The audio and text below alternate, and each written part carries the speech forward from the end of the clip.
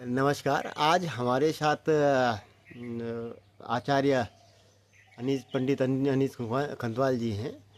पंडित जी पूजा पाठ के साथ साथ धार्मिक कार्यों के साथ साथ प्राकृतिक का संरक्षण संरक्षण में भी इनका योगदान है। आज हम इनसे जानना चाहेंगे, आपने यहाँ सर ये कोड़दार में बांझ होता नहीं है क्योंकि कोड़दार की हाइट कम है और आपने यहाँ बांझ के पौध लगाई है।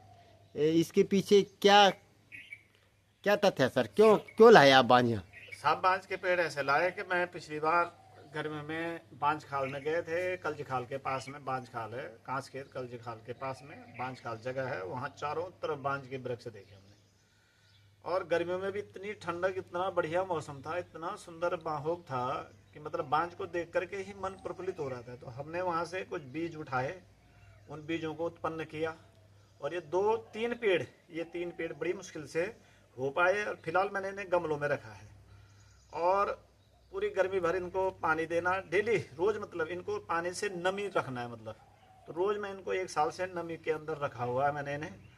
मतलब कोई दिन ऐसा नहीं छूटता जिस दिन पे पानी ना हो। अगर कभी मान लीजिए बाहर जाना पड़ रहा है तो इनके नीचे मैं थालियां रख देता हूँ, थालियों से पानी भर देता हूँ ताकि इनमें पानी 2-3 दिन तक जमा रहे। और ये बांझ के पेड़ जो है काफी लगभग 2-2.5 फीट के तो हो ही गए लगभग ना, इससे ज्यादा तो नहीं, हाँ पर जी।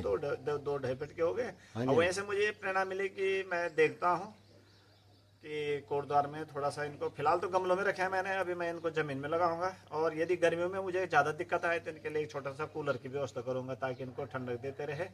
या फिलहाल भीतर तो रख नहीं सकते क्योंकि गर्मियों में गर्मी ज़्यादा होगी, पेड़ों के नीचे भी रखूंगा तो इनको सूखने का खतरा होगा, लेकिन कूलर की व्यवस्था करूंगा। वैसे तो आप हमारे पास अब यही नहीं, हमारे पास लौंग का पेड़ है, इलायची का पेड़ है, अश्वगंधा का पेड़ है, पारिजात के पेड़ है, मधुमालती है और अनेक प्रकार की वनस्पतियां हैं। जैसे ये बड़े फूल हमारे पास, और चमेली है और केले हैं, पेड़ों के फूल है, गिंठी है। और हमारे पास पहाड़ में पाए जाने वाला गिंदोड़ा जिसको कि वो भी हमारे पास है। चंदन का पेड़ है हमारे पास, कपूर का पेड़ है हमारे पास, अनार के पेड़ है, लीची है। हर मौसम में, प्रत्येक मौसम में फलों का हमारे पास बड़ा भंडार है। फूल और फल यानी कि गुड़ची से लेकर के सारे पौधे, गिलाई वगैरह वगैरह, मेहंदी वगैरह, मतलब न बहुत सारे पौधे हैं हमारे इस बगीचे में।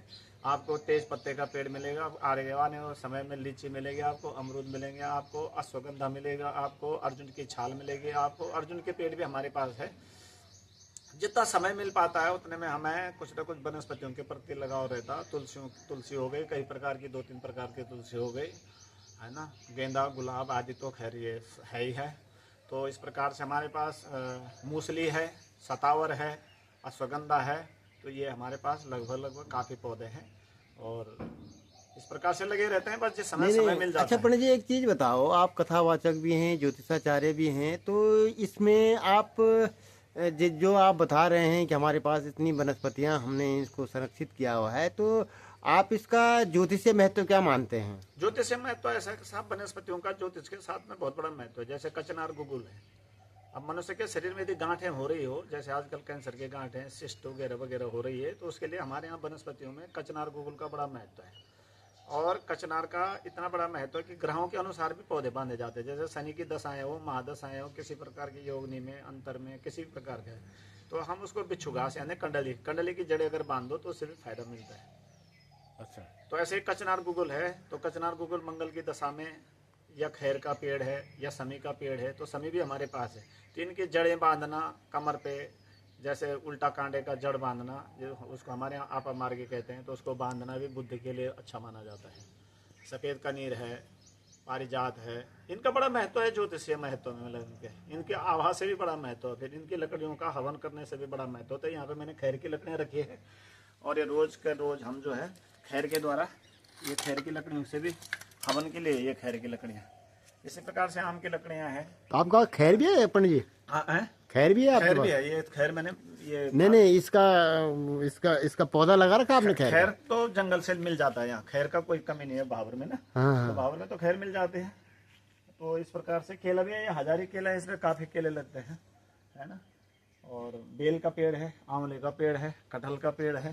तो ये काफी वनस्पतियां हमने यहाँ संजो के रखी हैं। और यहाँ पे ये हमारे पास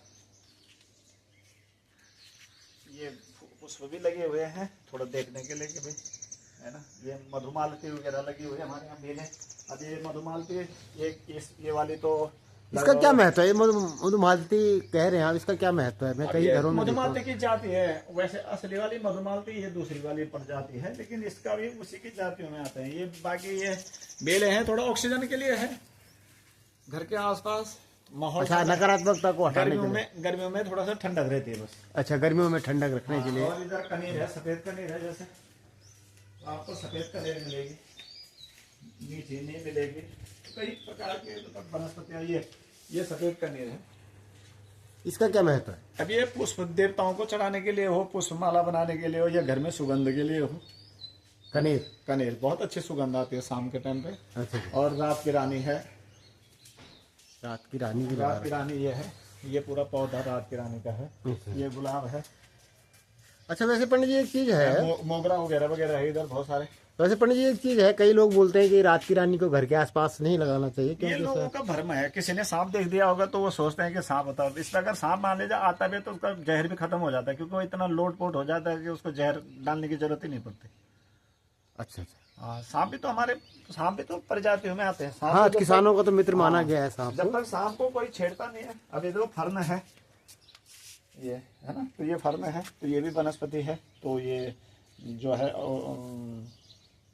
वातावरण को मोहित कर देता है ना। ये मधुमालतियां है। लौंग का पेड़ मिलेगा आपको हमारे पास, है ना।